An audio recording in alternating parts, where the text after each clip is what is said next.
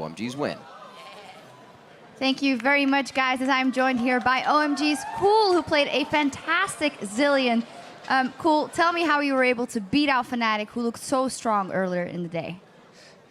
今天你选择时光老人基兰表现得非常好，告诉我们你是怎样击败 Fnatic 的。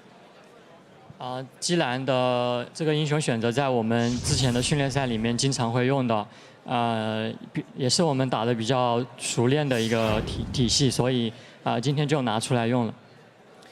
So we practice a lot with Zilean in our practice in the past few days, and we are quite familiar with the combination. So that's why we use the champion this time.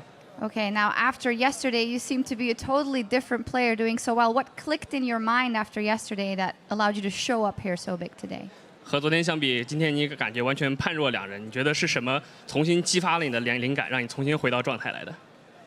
我认为昨天的比赛对于我来说就是有点紧张，因为是第一场比赛，然后也有一些压力在，就是毕竟是代表中国出战嘛，就是压力会影响到我。今天的话就是打得多了以后，也熟悉了比赛的环境，影响就会越来越少了。 So in yesterday, because it was my first day in the World Championship, I felt pretty nervous and under pressure. And today, after I'm getting quite familiar with the stage and quite familiar with the match, I'm kind of coming back to my status. And the impact of the World Finals to me is kind of mitigating. I say, well, fantastic job. Thank you very much, and congratulations. And as for us, we're going to go back over to the guys at the desk. Thank you very much, guys. And Fnatic, they start the day with a surprise. They end the day with a surprise. OMG stepping up their game. They just took charge and punished Fnatic for a lot of their mistakes. It felt like as the laning phase played out, OMG grabbed the lead and punished Fnatic for misplays, errors, over-aggressive plays that they shouldn't have been going for. I have to say there must be some sort of miscommunication going on because Reckless and Yellowstar were winning bottom lane really hard early. They actually based at level 2 so that Yellowstar could go back and get 3 wards. He placed those wards in the bottom side jungle so that they could know where Eve was. So all Soaz has to do is play safe and wait for Eve to show on those wards when she clears her wraiths, her double golems. But instead he was pushing Aurelia up to her tower, and what ended up happening is he died, which gave Eve an avenue to just kind of come back into the game and kind of negated everything that Yellowstar was trying to do. So by dying, he not only lost his own lane, but kind of struck bottom lane a little bit too. Yeah, I just want to quickly add something a little bit fun that we've got regarding the wards in Yellowstar.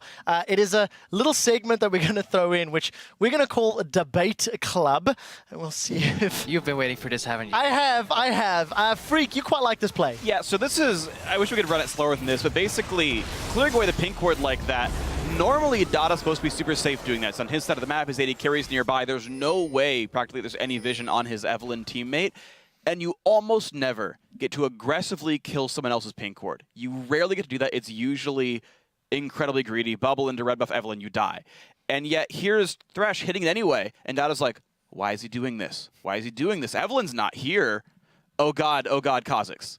And I feel like as soon as Yellowstar shows no fear, Dada's got to be like, this isn't like every other time. They've got a jungler, and he's got to realize that. Part of the beauty in that play is that Yellowstar only goes for that after bottom lane is pushed up already, so they occupy sand. He has to clean that wave. That is generally a good moment for you to go into that brush and clean that pink ward, and then it literally becomes like just, yeah, who has the best bluff there if you have the backup. But Evelynn could be there, but yeah, it's a mind game. But it was really well played, you know. Flay into hook into lantern. Ideally, once you see the hook come out, you almost have to flash immediately. That's like the only way you can survive that. Besides that bait, the point that I want to look at in the game was when mid lane started getting going. And it was relatively even lane in CS-wise. Zilean was kind of giving Kassadin a free lane. They're both getting equal farm. And then Pekka decided to jump in Zilean and take the 1v1 kill. And he ended up losing for it. And ever since then, the lane just turns into a place where Zilean double bombs it and runs away. And Kassadin has to wait for the wave to hit the tower and just farm. He cannot roam because it's constantly being double bombed. And you just can't stand near it. And that creates such a big window for Zilean to roam around and constantly snowball. We saw him like kill Soaz 3 times and then goes roaming bottom, and it all happened for that 1v1. He should have just okay, look, I'm getting a free lane here. I'm picking Kassadin. I'm a late game champion. Thank you for the lane. I'm not going to try to make anything aggressive. It was really close. He almost had it, but you just can't take that risk. Yeah, Freak, I mean, OMG clearly camped Soaz. They put a lot of attention on keeping him shut down, but they just got a massive mid-game power spike or control, really, and they never let go. They never relinquished. It took a long time to finish. Nobody can argue that, but they held on to that mid-game and they kept Fnatic on their heels. Right, so a few things I noticed from this game is Fnatic actually in a lot of ways played very similar to their game against Samsung Blue. It just paid off very differently.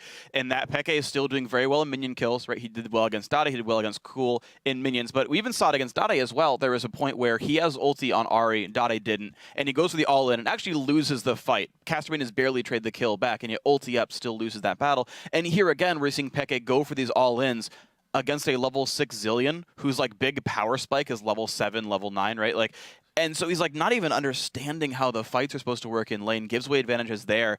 And yet we saw OMG take 37 minutes for some reason to win a game, which is slower than it's supposed to be.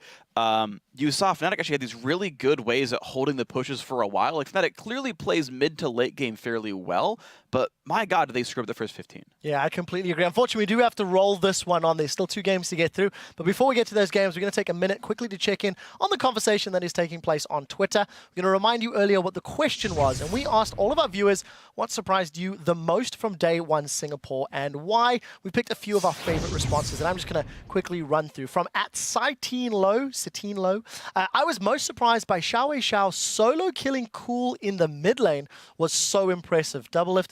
That impressed you as well, didn't it? Yeah, because everyone had ruled out Xiao except for Crumbs, actually. Crumbs, you're a prophet. But it's just ridiculous because you can think back to when LMQ was a Chinese team. They weren't top tier, and Cool has been a really dominant Chinese mid for so long.